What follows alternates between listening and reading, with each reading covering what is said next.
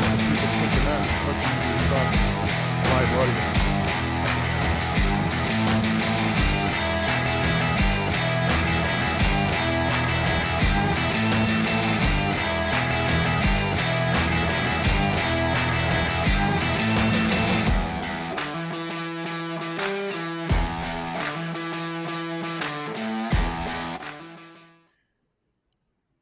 Hey, good afternoon, everybody. This is Jeff with Junior Hockey Advisor, and we will pop up here in a second. We have equipment that actually works today. How's that sound?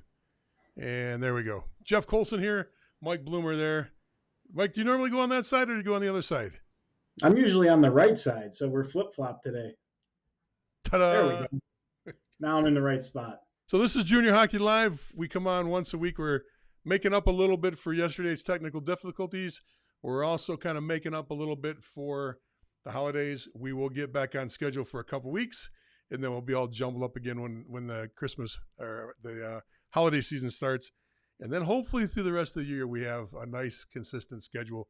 So thank you for anybody that's on already. We actually picked up a nice few people right off the bat. That's nice. Thank you for jumping on. We are going to talk NA3HL today. We're going to talk about some players from the league. We're going to talk about how the league is composed. And we'll also take a look at some certain unique features that the NA3HL has compared to other Tier 3 leagues. We were very fortunate yesterday to have on Neil Raven, and we'll clean that up if we can't. We said we'll also get him back on. That's not hard to do. With yesterday's technical difficulties, we were really having we didn't have anything matching or syncing up, so it sometimes becomes a little bit easier just to redo the interview. So let's go back and do a couple of things. Mike, you were on the road last weekend or just the holidays? I was home, but we had a team from Southern Illinois coming up to play us for 3 games. So it was still a busy weekend of coaching with my U16 team. My U18 team, we actually had to cancel a game because we only had 11 players due to there's a flu going around where these kids have had like 103, 104 fevers for the last like 6-7 days. So I've never canceled a game before, and we had to because we didn't have enough players on Sunday. Ouch. Ouch, that hurts. It's been a while since I've been in that spot with youth hockey. So I've been there, though. Been there for states or for qualifying games where, you get a couple kids that were suspended for whatever reasons. You got a kid on vacation. You Well, got a kid they're with coached a broken by ankle. you. We know those reasons. Now, come on. I actually very low penalty coach. Very low penalty coach. Usually fighting for the least amount of penalties when I coach. Just because I played a different way doesn't mean I coach the same way I played. All right, so we're back at it. Last week I was in Wisconsin. Thanks for asking, Bloom. And visiting. I did on the first episode yesterday. I know, but we don't know we don't even know if that episode is going to exist. So got to kind of cover it a little bit. All right, once again, Tier 3. Let's talk about the league first, and then we'll break down a little bit about some featured players and some featured teams. Tell me just give me your opinion on the league and how it works. You've got more experience with the league because of your experience with the NAHL than I do. Yep. I've only got a couple of years in the North American Hockey League as far as working in it. You've got much more experience there. So tell us a little bit about it. Yeah, I think most of my experience comes from the fact that I coach AA hockey. We do coach at the Central States level, so it's the highest end of AA hockey, but our players are not ready to move into the North American League. Typically, they have to go into the NA3 or USPHL, sometimes NCDC. But from my experience, we've moved more kids onto the NA3 level, and then from there, they've moved themselves into NA spots or even topped out at NA3, and we're able to find like Division 3 opportunities and things like that. So a lot of my experience before working in the NAHL for a program that has both the NA3 and an NA team came from placing players within that league and then kind of learning, which programs are ran a little bit better than others, which promote their players and give advantages, to move up and play in the North American League. So, the first part of it had come from kind of the outside looking in and seeing the players that I've moved on and how they progress or what their experience is like. And then over the last, I would say 3-4 years has been more not really working for our NA3 program, but definitely help, you know, put together a list of players that our coach and the program can go after, just from my experience in seeing these different AA kids from around the country. So I popped up the NA3 league, and you can see that there's 1, 2, 3, 4 divisions, or is it or is there more? Oh, there's 5 There's divisions. one more. Yep. And once again, I don't spend much time with this league, so I don't have the same amount of experience. Uh, I don't scout this league for the most part, except for when we have players that have been we find attractive from many different sources. So in other words, the NA3 coach that's in our organization will tell us about a player or two he has, or we've been turned on by advisors or other people in the field that say, hey, we should take a look at this kid or that. So there's a couple of unique features about the NA3HL. Let's go through some of the unique features that the league has, Mike. Yeah, well, first I'll just say that when you look at some of the programs that historically are strong, they have strong connections with the NA program, whether it is similar to some of the programs that literally by name have the same program, like Abramas or El Paso. Some of these programs have both an NA program and an NA3.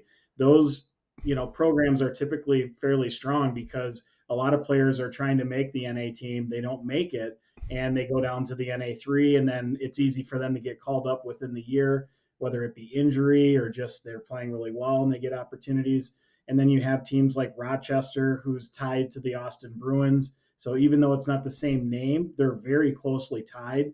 So they'll have a lot of strong players there because if those kids don't make Austin right out of training camp, they'll typically start at Rochester. So you'll see a lot of AAA players comprised on those rosters. They're not just AA kids. But if you are playing in the NA3, there is some built-in advantages no matter what program you're playing for, because within the NA, there's tenders and drafted players that have to come out of those leagues to help promote, the different players that are already comprised of the NA3. So there's 30 teams in the NA3HL. And what Mike is saying, and if correct me if I'm wrong, Mike, in this part you and I are very well versed in. Teams in the NAHL have tenders and they have drafts, and these are, remember, Tier 3 hockey is pay to play. Each of these teams, and these teams, you see the Central, which is Illinois, Minnesota, Wisconsin, St. Louis. The East Division is the East. It's everything along the seaboard, Connecticut area, New Jersey area, New York area. The Frontier Division, that's Big Sky country. That's getting out there.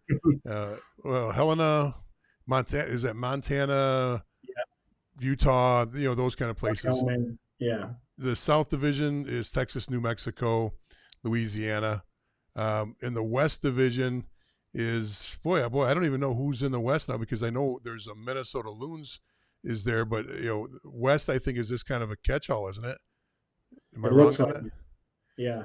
So of the 30 teams, this is a coast-to-coast league, probably the first coast-to-coast, and it was later mimicked, or except I would say this: the NA3HL had a really big footprint.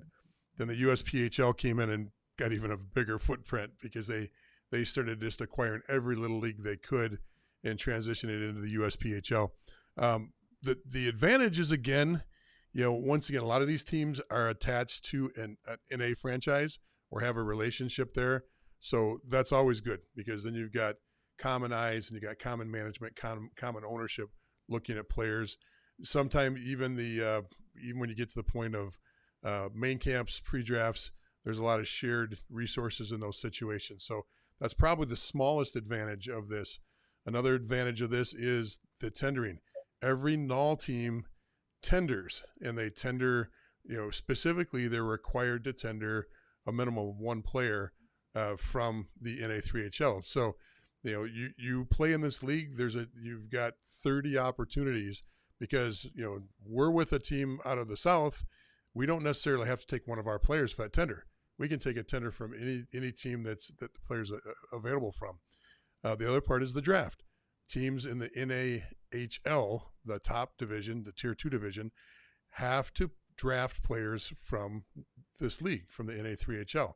So you've got a draft opportunity, at least one per team. And Mike, tell us a little bit about the additional drafts or tenders that can be picked up by teams. Yeah, if your players go out and practice, if you're in the NA3 and your players go out and practice for any NA program, throughout the year, they have different benchmarks that need to be hit for a program to, if you're in the NA, you have different NA3 kids coming out to practice or even, suit up and play in your games. If you do that, you're going to receive an extra tender that you can use. So there's some built-in advantages there for NA3 programs to obviously get their players out into NA clubs because they'll get an advantage for their own club, and then the NA teams will get an advantage if they have these players that they're bringing out to their practices and trying to showcase within their games, because that's how, in many cases, these NA teams are going to determine who they're going to want to tender or who they might want to draft based on how these kids do when they come up and skate with them. So it's a win-win. The more active an NAHL team is in having players participate in practices and games, the more incentive they get to draft and tender players coming from the NA3HL. No other league has a setup like that. No other there's no other direct correlation between the two as strong as this is. So it's a really nice advantage of playing in the league. Tier 3 hockey is subjective in many ways. When I mean subjective, there's powerhouses in the Tier 3 ranks. I'm looking at this, and the Grizzlies' name always comes up. We just had one of the NA3 teams last year or 2 seasons ago that jumped up to the NA. Who was that just moved up and took the Amarillo team? North Iowa. Yeah, North Iowa was always a powerhouse. What other names are you seeing that are usually always on the top? So again, when you match up who is connected with an NA team, like the Northeast Generals for a Tier 3 option are always really strong. Rochester, I've already mentioned. Peoria typically tries to tie themselves to like Springfield Junior Blues, so they'll get some good players that they're connected with. And of course, the Brahmas, the Texas Brahmas, always, the Texas Brahmas last few years have been powerhouse. Top. The Texas Roadrunners are affiliated with Odessa, so again, even though it's not the same name like some of the programs are, they're still affiliated, so they're going to get some quality players there. New Mexico, El Paso in the South Division, they're right on the money by name, but again, newer programs that are starting to reap the benefits of having both an NA and an NA3. But the Frontier Division is a little bit different. How in the NA there's different unique qualities in each division that you're in. That Frontier Division is like wide open hockey. There's a lot of scoring. The players that kind of fill the teams in that area are from that area. So it's got some uniqueness to it. They always have a couple powerhouse teams in there. Whether it's Yellowstone, depending on the year they change. But so my point on that was straight. There we go. The point I was making on that is, people compare it to the EHL, people compare it to the USPHL. Big difference there. And the actual NA3, they're all playing Tier 3. One of the arguable advantages is this is the only league now that's affiliated with USA Hockey. So what consistency does that have? Well, it has a national championship. It has consistency on rules. It has a consistency on officials. And people say, well, I see the same officials doing an EHL game that on the East Coast that does a USPHL game. You might, but you can also see officials doing those games that are not USA Hockey. And that means they might have gone through USA Hockey, but they no longer have a background check, or they no longer are, registered. So there is a consistency of being involved with the NA or the NA3 or the USHL because of the backing of USA Hockey or the endorsement of USA Hockey. I think that's important for many reasons. The biggest reason I think that's important is the certifications, the background checks, the insurance, all those things. Now, these other leagues have insurance. I'm not saying they don't, but you can argue because some people are adamant about USA Hockey, and on the other side, they just don't want to be involved with it because they usually get a lot of rhetoric coming from the other side on this. Now, I don't, personally, I'm affiliated working for one team, but as far as scouting, I'll scout where good players are at anywhere. And I think you're in the same boat. I know you're in the same boat. I just think it's interesting that there are some huge advantages, and this is always about getting incremental steps on other people.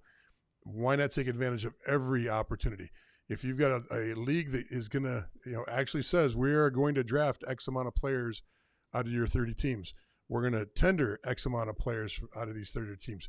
We're going to have better quality officiating in this league than others. All those are little advantages to get to the next level. They might not be huge steps, but they're all baby steps. And I'm always looking for statistical help to get me up to the next level. So, that's the way I see the world. So in my world, I don't see any reason why, somebody wouldn't want to play in this league. Now, I'm not trying to sell this league over other leagues because this league has weak teams too. There are weak teams in every league. And getting back to the original point I was making, Mike, is, you can't say, well, the USPHL is the best or the EHL is the best. Now, statistically, the EHL pumps out a lot of players to D3. But that's proximity too. When you have a league that is centered where they're centered, they do a really good job. And nobody can say that they don't. That's a well, placed league that knows their lane and they do a good job in that lane.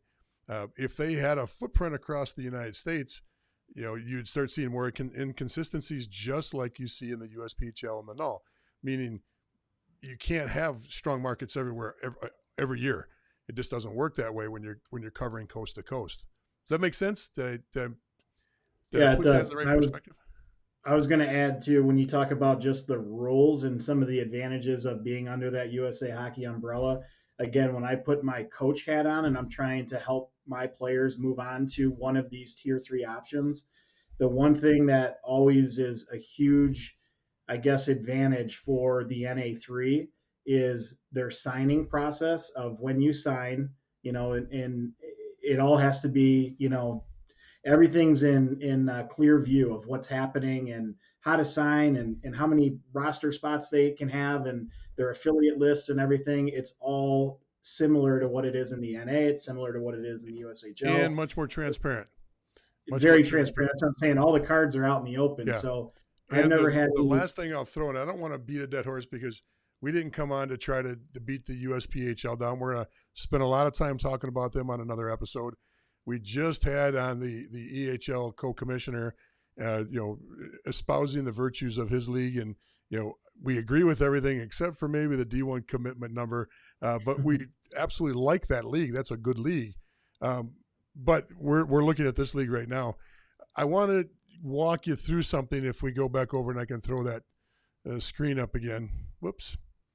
Let's get this screen here on. Okay, there's our NA screen. You've seen me do this before. I'm going to do it again. I want to go over here and I want to pull up the NA because some people will say, nobody gets in. Now, the number's not great, but if I go to this screening process, and what I did here is I'm starting off with just going to the elite prospects and just typed in the NAHL. There's all the teams that are in the league. There's the current standings. And then below that is your player stats. If I hit that green button below the player stats, and I'll bring us up there too. Now I can go in there and I can add some information. Now, if I go up here and just type in NA3, you'll see the NA3HL pops up as a league right there. Now, what I'm asking it to do is sort all players in the NAHL that have played in the NA3HL. So then I hit that number, and there's a list of all the players currently in the NAHL that played in the NA3HL. So we've got, I'm not going to give that 90th there. I don't care their names. The names aren't important. But we've got 11 goalies, and we've got 9. So realistically, a little over 100 players that have actually suited up this year. Now it's a different amount of games. You know, some of these guys have already got the league maximum games, and some of these guys have got a few games in. But you can see there's an average of 3+ players per team that had a NAHL background. Now you can look at the other leagues too and do comparisons, and we'll draw that same comparison at a future date between the NCDC and the USPHL to see if they're holding the same water. You know, EHL is a little tougher because they've got their lower league. We can check that up, but there's nothing above them. So at least we can check to see if there's a progression from their lowest leagues to their highest leagues. So I don't know if that helps at all, but I wanted to make sure I threw that up there so you could kind of get a sense of there really is players that move from the NA3. It's not lip service. This actually happens. And I wanted to actually take it one step further. And Mike, since you know this roster real well, let's just put in Lone Star for a second. And we're not endorsing anybody, but if we look at Lone Star, okay. 2 words. What is it? 2 words? Yeah. Why didn't you say that at first, man? I've Well, only I been there. wasn't sure I've only what you been were there for doing. 2 seasons, man. Besides, I'm not here to spell. That's not where my forte is. Okay, so Clearly. if I look at this roster, go through this roster and tell me what you know about some of the names. As far as like their affiliation with the NA3, Yeah. well, I know Mason Mara, who was actually the Brahmas captain this year, had played, I think, at least one season, if not 2 seasons, for the Texas Junior Brahmas in the NA3. So here's Mason Mara, and if you look at here, he's got a little bit of time in 18-19. He had a little bit of time in 19-20 in the NA3HL. Then he had a full season in the NA3HL in 2021, and then he had a few games with the Texas Junior Brahmas before coming to Lone Star, and now this season is a full-time NAHL guy. He's 13 points in 19 games. That's pretty darn good. You know, that's not that's not a traditional path to become a captain of a NAHL team, but that's a great testament story. So, all right, anybody else that you know on the roster that fits the same category? Let's see. I know we had a few last year. Yeah, last year, if you just back up 1 year, we had Dylan Smith, who started his time in on our NA3 team. I think he might have played like 9 games that first season, came up on an injury call up, and literally ended up never going back. And I think he played two more consecutive seasons at the NA level, and is now playing Division III hockey. Yeah, so Dylan Smith is playing for Wisconsin River Falls now. He was an 01, and if you noticed, he had games with the Texas Junior Brahmas, got called up to Lone Star, and then stuck it out for 2 more years. So 2.5 years in the NAHL after starting off in the NA3HL for the start of the season. And that's really the advantage too of when you have the same programs in the same building. You know, you're seeing, the NA coaches are seeing how these guys are working, what they're doing on the ice in the gym. And that's why you do see some of the teams that have that affiliation, especially right in the rank, Yep. Have a little bit stronger NA3 programs because it's just easier to get that opportunity. It's not to say that that's the only way to get that opportunity, but that's the way some kids feel that they're going to get a good shot because there's a lot of these examples for those programs. Yep. So I know our audience is small. It's a different time of day for coming on. I do see some people popping on. Mark, it's good to see you. Thanks for popping on. And if anybody's out there has questions, Please jump on. Let us know what your questions are. We'll try to jump in. Once again tonight, Junior Hockey Live, we're looking at the NA3HL. We broke down different components of the NA3HL. Let's talk about currently what's going on in NA3HL. I know you had a couple teams to highlight, and you also had some players you wanted to highlight. Where do you want to start? Yeah. Teams first? Yeah. Let's start in the Central Division. We talked about two of these teams already just earlier in the conversation, but the Rochester Grizzlies are currently first in that division. They have a 16-5 record. They're facing off this weekend against the Peoria Mustangs, who are third in the division, and they have a 14-6 record. They have played once already this year, and they split. So again, this is their next chance of kind of asserting themselves on who's better between the two. The one player that we're going to highlight, at least for this particular showcase weekend, is Tristan Trudell, who plays for Slow down. Peoria. I'm trying to get it up so people can see what we're talking about here. Rochester sitting at 16-5, you said. Peoria Yep. sitting at 14-6 right there. That's going to be a good game. Yeah, they're only separated really by a couple wins. Yep. Looking at goals for, it looks like Rochester, they got a couple more games, so that really doesn't stand out much. Goals against, Rochester once again has a couple more games under their belt. So they look very even in that category. And plus minus, it's nothing standing out right there. Yeah, this should be a really good game. Points per game, points versus games played. Roughly the same thing. You're looking at statistically, there's no real advantage for either team looking at that. And right. You got a Peoria player you wanted to highlight, correct? Correct. I'll wait for you to pull it up. I am getting there. So we'll go to stats versus, and you want Tristan. Yep. Okay. So if you see right there, go ahead, Mike. I'm just yeah. So Tristan's a 2002 birth year. He's from Peoria, Illinois. So he's staying local. He's home. That's his hometown team. He's 6'5", 234. So he is a powerhouse. He's a typical power forward type player. He is aggressive. He, hasn't seen a single player on the ice with a puck that he didn't want to put through the wall. You can tell by his 118 penalty minutes for this season. But when you look at his stats, he's more than just a, physical player. He's got, 18 goals in 18 games and 6 assists to go with 24 points. So he's over a point a game, and he's got such high penalty minutes. Sometimes the two of those things aren't easy to attain. So he's definitely a menace out there, and he's always a difference maker, especially when he's really going. Well, it's great to see, and it's the year before 187 penalty minutes. Gotta love that. That's old school, man. You don't see. He is an old school player. His dad played professional hockey himself, so he's got the lineage there.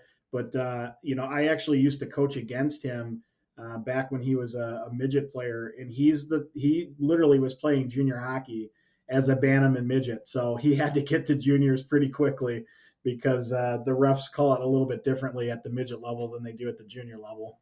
6'5", 234. And mean. And only 19. So, yes. All right, that's good to see. Let's see what he does this weekend, then we can round back into that. Let's go to your other player you wanted to highlight. Yeah, so this is in the different matchup. So this was in the Frontier Division. Okay, let me get there. We're looking at the Gillette Wild,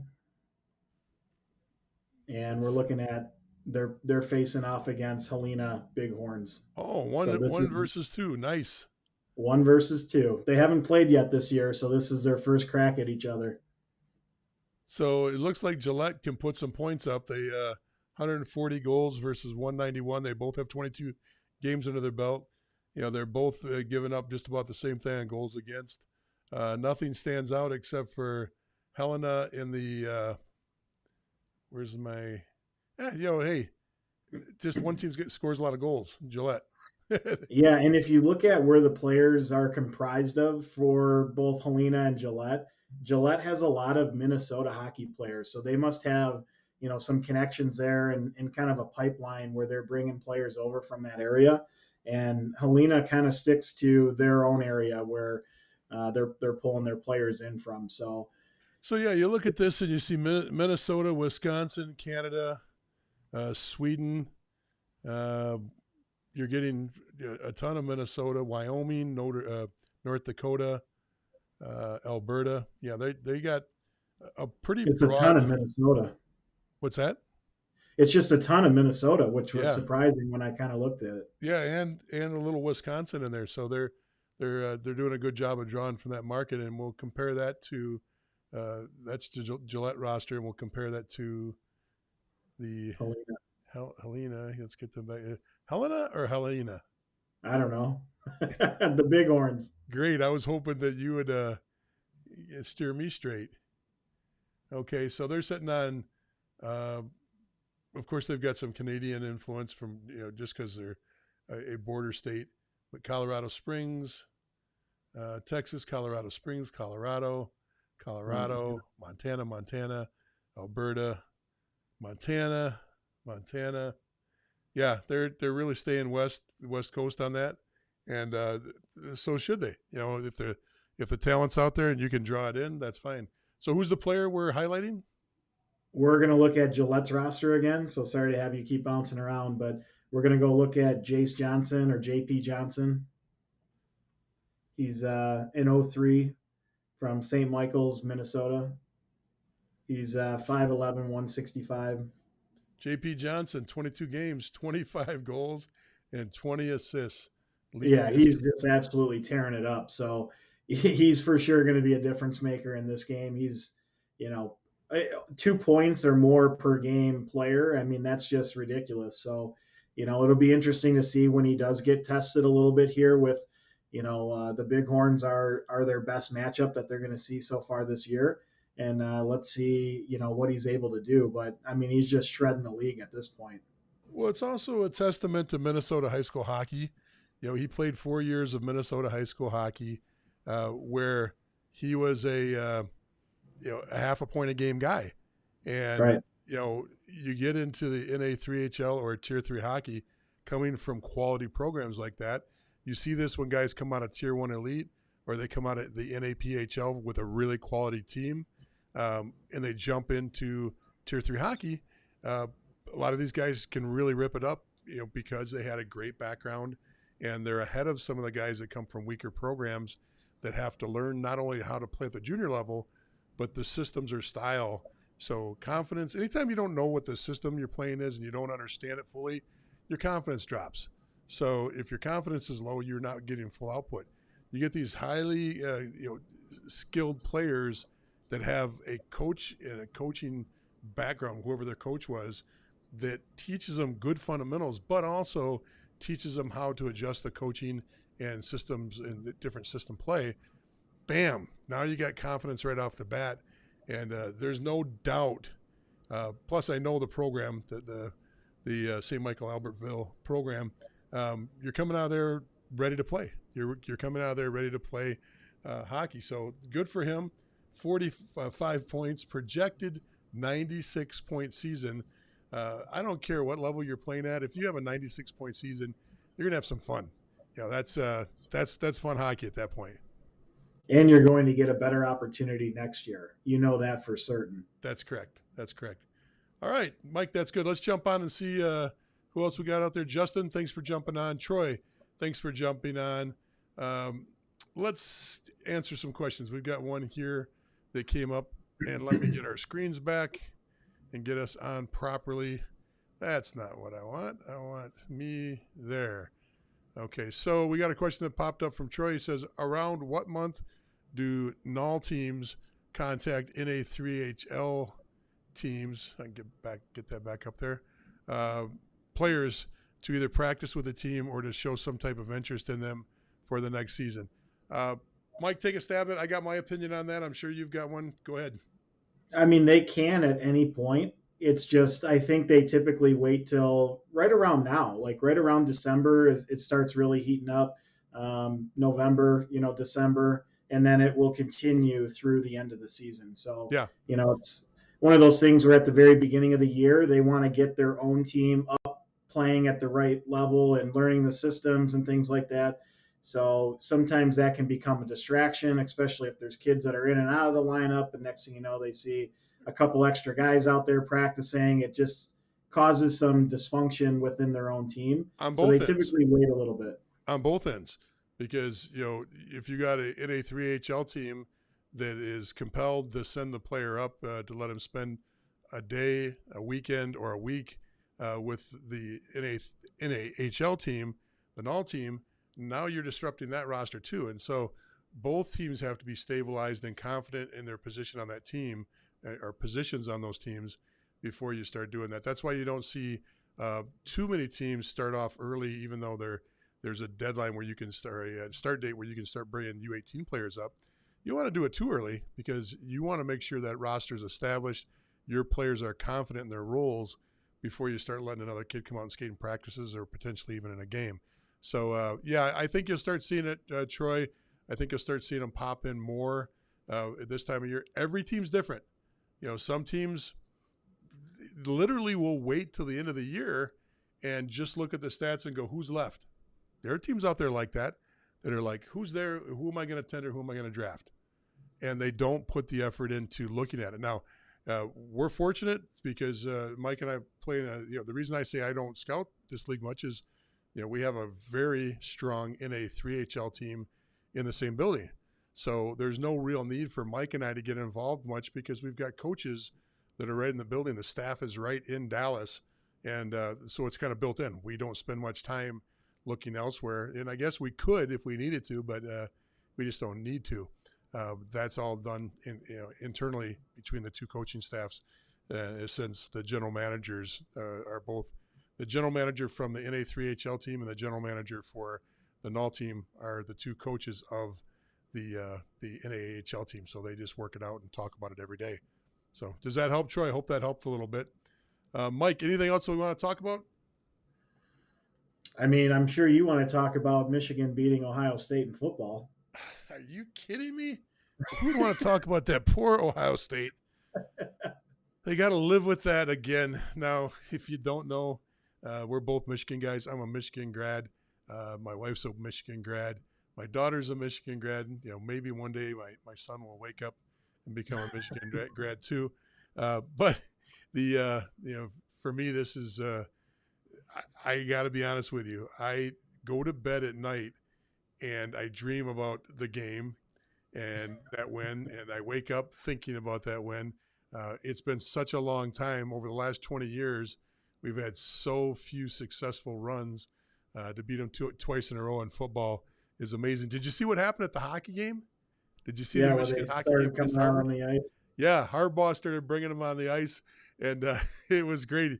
He was being interviewed today, and they asked him, hey, you went out there. He goes, if they would have given you a delay of game penalty, he goes, would you have gone over in the box and sat in the penalty box for the penalty? And he thought about it and he went, they weren't going to do that. That's confidence of knowing that you're the man when you just look at it and go, because he doesn't have anything to do with those officials in a hockey game, but he just looked right at the guy who interviewed him and said they weren't going to do that. That was the best thing I heard all day. That's the best thing I heard since the third base comment. I was going to say, tying it back into hockey, J.J. McCarthy, I'm not sure if you're aware of this, but he grew up here in the Chicagoland area, played hockey. He was at the 03 birth year, which I have been coaching. They've moved on now out of midgets, but I'd been coaching that age level for about 5 years, and we had to play against him every year. He was on our rivaled program, and he was really good. Like, he is a AAA hockey player, but because of his football. He stayed playing AA. I think he might have played 1 or 2 years at AAA, but he was really good. Like, he could, if he wanted to, he could have been probably a stud hockey player as well. But I'm glad he's our quarterback. You notice that when he went on the ice, if you see the video, he trots right over to the goalie, gives the goalie a hug.